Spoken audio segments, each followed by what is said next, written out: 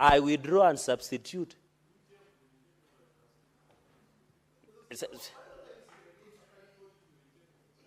It's a respected house of decision among the Ameru community. It's a yes.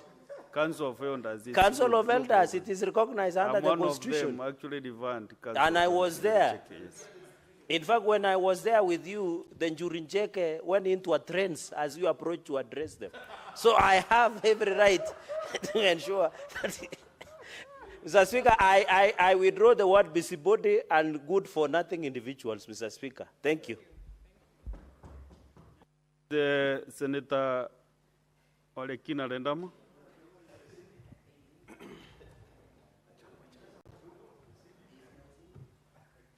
Thank you, Mr. Speaker. Mr. Speaker, I rise to support the report by the Committee of Finance and Budget in as far as their contribution to the Division of Revenue Bill. Mr. Speaker, as I seek your indulgence with my vocals, I want to remind this House that we've been here before.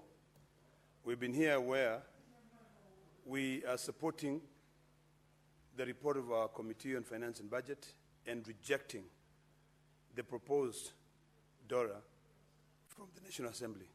Mr. Speaker, if you are very keen to listen to the Finance and Budget Committee, the Finance and Budget that demands for revenue raised to be shared equitably, it is also violating the Constitution in the sense that they have received the audited financial statement from the Auditor General for the year 2024-2025, but they have refused to consider. Meaning, any funds which are being shared can never be shared equitably between the national government and the county government. Mr. Speaker, if we are relying on audited financial statement for the year 2019, 2020-2021, the only amount of money that can be proposed by the National Assembly to be shared among counties will only be about 14%. What does that tell us, Mr. Speaker?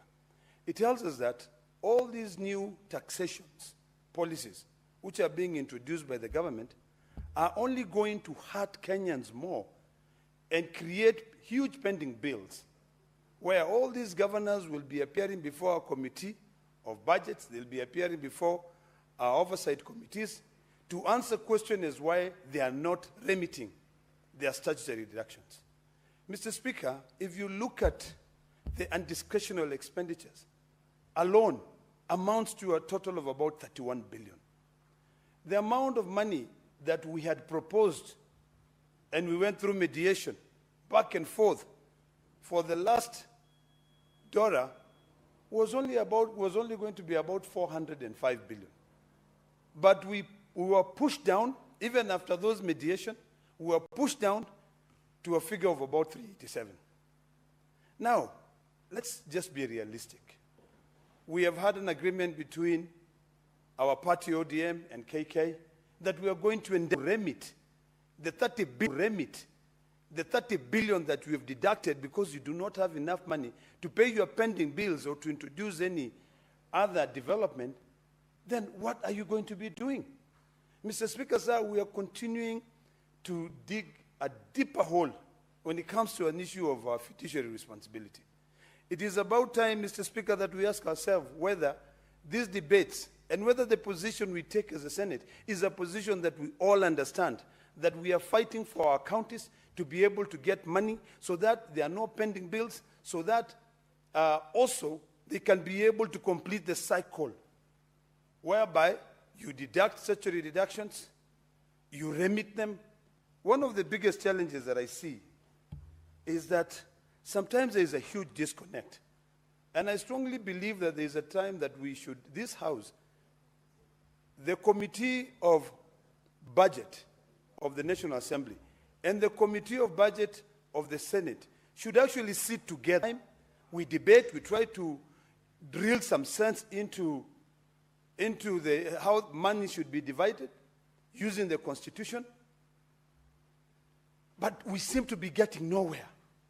We are trying to drill wisdom to the Committee of Budget of the National Assembly, that there's no way that you're going to come here and say that you are proposing to give counties 405 billion, yet alone.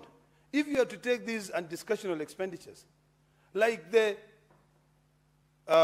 housing levy, like the SHIF, like the NSSF, you know, like also other expenditures, you know, there's no way, this 31 billion, there's no way you can be able to support these counties. Even if you take the 387 plus the 31 billion, that gives you 418 billion.